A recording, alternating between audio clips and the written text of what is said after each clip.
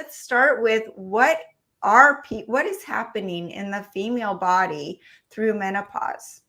Yeah, one of the big things is that when we're going through menopause, our hormones are changing. We are physiologically changing. We're shifting, and within our 20s and 30s, I mean, really in our 20s and 30s, progesterone levels start to decline rapidly. And progesterone is DHEA starts to decline in both men and women. In our mid 30s to 40s, progesterone starts to decline as well. And I think this is something that's really so fascinating for us, and can definitely share that stress is one of the things that depletes your mother hormone progesterone faster than anything else.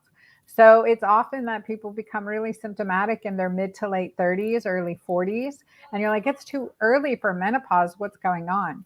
But recognizing that there's small steps that we can take to make a difference. So from progesterone, our body will produce DHEA, and from DHEA, estrogen and testosterone, and then estrogen.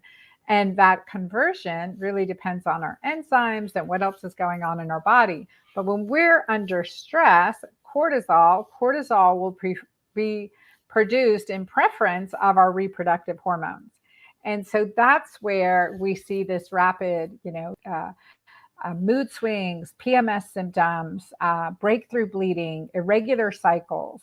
And that's one of the key things that's happening with our reproductive hormones. So to empower our body's own natural transition, we have to manage three most important hormones.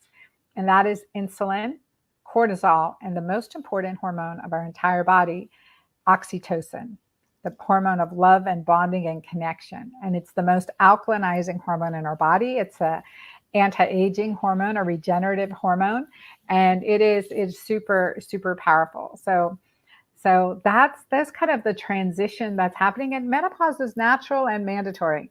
Suffering is optional. We can use diet, lifestyle, nutrient supplements, bioidentical hormones to help us through the transition. But we always first, that's why I love you, Sara, and everything you do with conscientious focus on detoxification and liver support, is that we want our body to use what it's producing at the best possible way. And we want our body to continue to produce as much as possible for as long as possible, because we know healthy ovarian function is a marker of longevity. So everything we can do to keep the ovaries healthy makes a difference.